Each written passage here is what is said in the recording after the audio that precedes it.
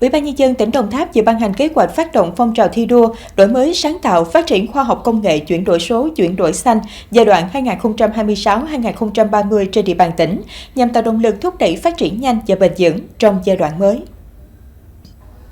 Theo kế hoạch, phong trào thi đua hướng đến mục tiêu khơi dậy tinh thần chủ động, sáng tạo, trách nhiệm của cán bộ, đảng viên, các tầng lớp nhân dân và cộng đồng doanh nghiệp trong ứng dụng khoa học công nghệ, thúc đẩy đổi mới sáng tạo, chuyển đổi số, chuyển đổi xanh vào hoạt động quản lý, sản xuất, kinh doanh và đời sống xã hội. Đồng thời, phát huy tính chủ động, sáng tạo trong toàn hệ thống chính trị và nhân dân, khai thác tối đa năng lực nội sinh, lấy người dân làm trung tâm, chủ thể và mục tiêu của phát triển. Bên cạnh đó, tỉnh cũng chú trọng phát triển nguồn nhân lực chất lượng cao, triển khai sâu rộng phong trào bình dân học vụ số, tăng cường bồi dưỡng kỹ năng công nghệ số cho người dân, đẩy mạnh hợp tác phát triển trí tuệ nhân tạo, công nghệ sinh học, nông nghiệp công nghệ cao và các lĩnh vực công nghệ chiến lược khác.